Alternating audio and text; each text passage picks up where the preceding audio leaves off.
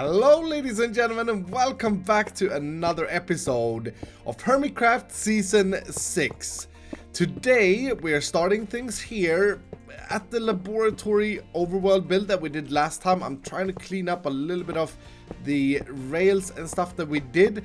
I cannot believe how much stuff we got done last time. So for those of you who didn't watch the episode, I basically moved, and I did that part in the live stream actually. I basically moved our village breeder to the overground, and then I spent the episode, whilst being super ill, constructing this dome observatory looking laboratory. And by the looks of the comments, you guys were really happy with the result and agreed with me in that this is going to be suiting for our like South Pool looking icy expedition research laboratory. I don't know, but anyway, today I want to continue on the breeder. I want to start the episode off by being a little bit technical, because I want to install a smart switch. So essentially what I want to create to start this episode is something that controls this part automatically. Something that makes sure that once we reach a certain threshold of villagers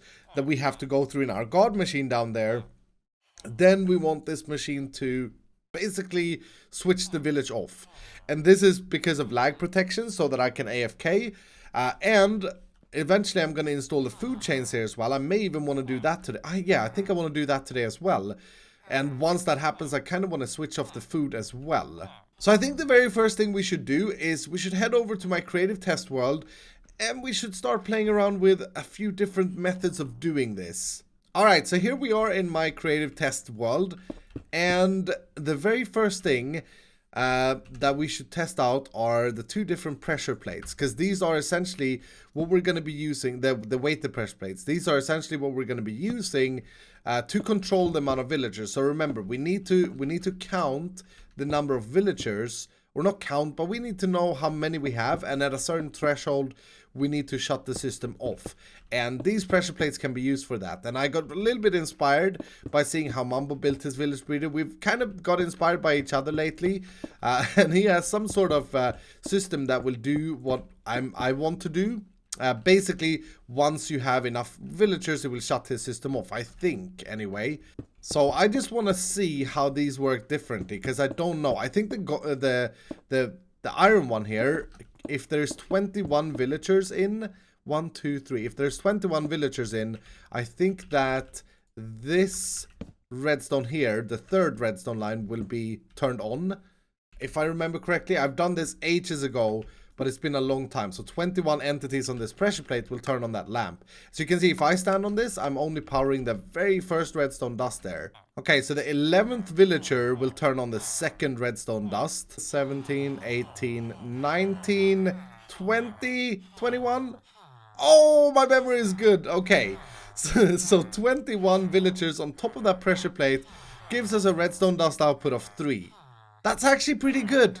That's pretty good, because I don't know when villager starts cramming, but I think it's around like 30 or 24 maybe.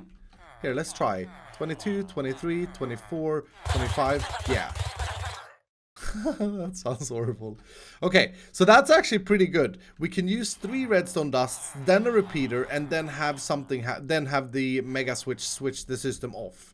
I want to see what happens with the gold. So 1, 2, oh, this counts exactly. 3, 4. It's a redstone dust per villager with this one. Okay, so this is actually really cool. The gold one, 15, that it will count exactly the amount of villagers, which is pretty that's pretty cool. Does it count 16 here? No, it can't give more redstone power than that. So 15 obviously is the max. So we could also use this one, but because we can get to 21 here, I think the iron one is going to be better, but the gold one is actually really useful if you want to count exactly the amount of villagers. Okay, so I think I may have come up with a system here that does exactly what we want. So we would have our village input here, and I made sure to include water streams, and I don't want them to take any fall damage. That guy must have jumped just before. You know what? That guy jumped. It's 2 blocks down. So that's the water and 1, 2. But anyway, doesn't matter if they take a little bit of damage anyway. It's just a nice thing. But they come in on top here, and once we get 21 villagers, that light is gonna come on there. And I actually didn't count, so they like to jump just beforehand. That's so funny. Okay, I think we should be almost there now. Yeah, there we go. Okay, it turned on, so I got 22 actually. I did 1 too many. Now, I created a system that, because we transferred them with water, with the water, and then we want to have my god machine, we want to hook up to it. So this would be where our output is at the moment, and the way this works is it sends a minecart off, but it also pushes 2 pistons here. 1 piston there and 1 piston there. And these pistons will align the villagers in this very corner. You can see, woo, whoa, that's awesome. Yeah, you can see how I bounce there. And I tried this out, and it will pick them up every single time. It's actually very, very, very clever, because usually you need to use water to push them to the corner. But a piston with a, what is this, 8, 9, 12 tick delay on the second piston actually manages to perfectly align them for us so that the minecart will pick them up every single time, as you can see.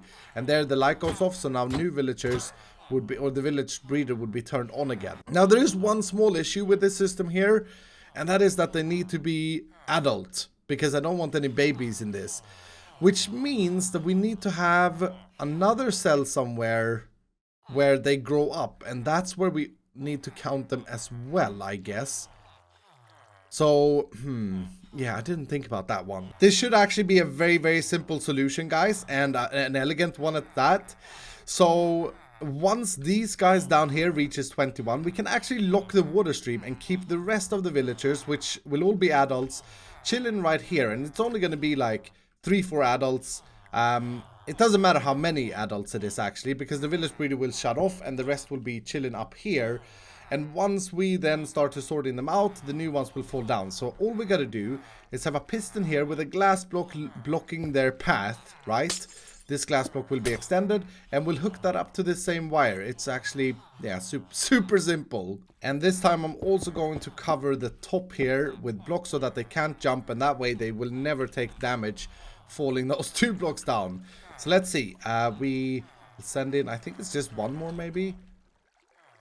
Yeah, and that locks the next villager. So when the next baby grows up and becomes an adult, he will just be chilling right over here where he can't do anything. Nice, okay. Sometimes the simple solutions are the best solutions. This is going to be a very smart system. And then when we grab our villager, I suppose, well, at very most we'll have maybe, I don't know, it's hard to say, but don't think we'll have more than 4 or 5 there. I suppose one issue may be this. How many is it going to let through before it... Yeah, okay, let through all of them. That's... Yeah, but because it's 21 the threshold and 25 was the cramming, I think that's okay. Oh, yeah, because right now, if I kill this guy and more villagers would come in or be over here, they are not going to fall down, right? Because now we got more than 21, so it's not going to unlock immediately here. Yeah. No, I think this is the way to go. So we're back on the Hermitcraft server now, and in terms of installing this, I think it shouldn't be too much of an issue, because we have got a lot of space. Let's be honest, we've got a lot of space. Let's jump down here. What we got to do, currently they go down here and they have the separator, the adult separator right down there. I shouldn't really be pretending that I'm a villager because it's not going to be a pleasant journey. Yeah, so let's go down inside the god machine here instead. They currently fall down and they get stuck in that cell there where the slime blocks are, right? Or scallion blocks. And then that's our separator that then get pushed up and then they get put down here. This is where we want to install that iron pressure plate solution. And that way we can keep the god machine and we can keep the rails and everything. This is actually going to be quite satisfying. I'm going to remove all of this water. Just all of it and redo this thing completely, I think. There seems to be a bit of an issue over here. So I've installed this entire... What are they doing? Why are they fighting the one? What? That guy is a rebel. I've installed the entire thing here on the Hermitcraft server, and I actually decided to cut out the process of this because I made so many mistakes. It was crazy. I flooded my god machine once. I had to rebuild all the rails, etc, etc. I forgot to block up. Oh, it was the silliest thing. Anyway, basically they come down into this basin right now. I then collect them into a single tube.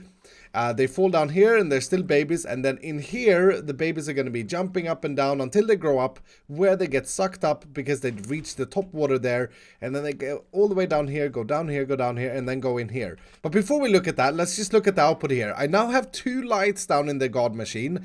And if I remember correctly, let's see, yeah, the right light indicates that we have at least 1 villager in the system. And the left light is actually the master switch. It's the smart switch. So that's why they're stuck there. They're actually stuck on the piston that we installed.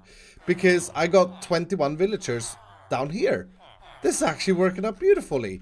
So they should be stuck where they are because, yeah, because that piston there is extended, blocking them from going down. Oh, that's awesome. So that really, really worked out. And then apparently I got a villager chilling here as well. That's not good though. I am getting super unlucky with these villagers. I get a lot of the green fools. Ah, okay. I'm not even trading with the weaponsmiths at this point in time. Just want librarians and the toolsmith and a farmer. I am so shocked. I think I've soon gone through all the 24. And I'm not got a single villager. I haven't got a single villager to even trade with. They're all just butchers and nitwicks and shepherds and fletchers and stupid weaponsmiths. It's really weird. Yeah, what is going on, game? Did I install bad parents up there? Are you guys... We're out. And the last guy's a butcher. That's incredible. What are the odds for that? I didn't get a single one to trade with.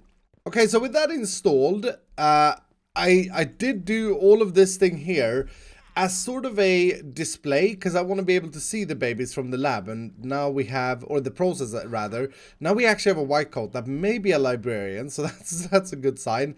Now obviously I want to put some design up for this as well, and I think I'm gonna go with a gray concrete background because I used the white glass. Now that is looking a lot better. That was actually quite a bit of effort to get this to look alright at least. I think it looks pretty cool. I like that we can see the process happening here, and I cut the glass up a little bit so that it would make more sense. By the way, new glass texture coming out soon for stained glass, which I'm super excited about. Jasper Japa at Mojang tweeted it the other day. Now, when I was doing this, I discovered one issue with my baby separator here. The reason I have water on this block and not the water where the sign is because when they grew up and there were many villagers in that cell there, sometimes the adults would get pushed out and backwards in the system, which broke the whole thing. So I did this instead, thinking that this would fix it, and it does fix it. The babies can't get up there, but it seems I got 2 babies through anyway, and I don't understand fully why, if it has to do with cramming and bouncing and jumping or something. But the fact is, because of our system down here, it actually doesn't matter if we get babies in this crate here, because the pistons pushing them into the minecarts, these pistons here, will only push the adults because the babies are too small. So it doesn't actually matter, which is great news. And as you can see, I got a bunch of new villagers in there that I need to go through again. But now only one thing remains with this thing, and that is to get my carrot farm, because I'm going to feed them carrots, this thing, hooked up to the breeder. And also, I'm pretty sure my sorting system is broken here because of overflow. Because, yeah. Oh dear. Okay, that's not good. That's very bad. That's very bad. You can see the carrots chilling on top there. That's really bad. So my entire overflow chests that I have down here are... Oh my goodness. They are completely full. I need a better system for this, and that's definitely on the agenda. I need to rip this storage system out and try and install possibly a shulker box loader. Yeah, whenever the smart switch is on, so the villager is breeding, I need carrots to be outputted to this place here. And I need water streams here as well, but I need the carrots to be outputted in order for these villagers to breed more babies, right?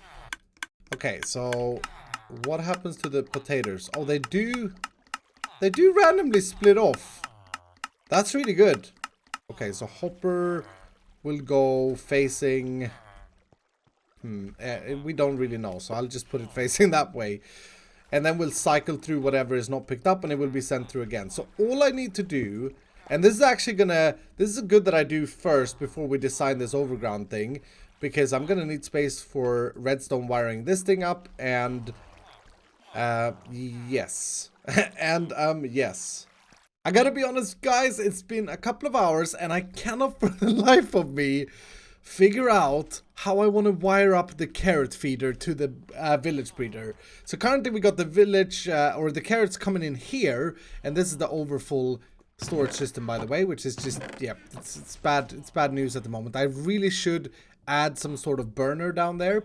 But right now this is our storage system, so the carrots get stuck in there, and they by default go into these chests. I need them to go all the way up on top, and I've been figuring out, or I've been thinking that I want that process to be fully automatic. I don't want to have to pull a lever.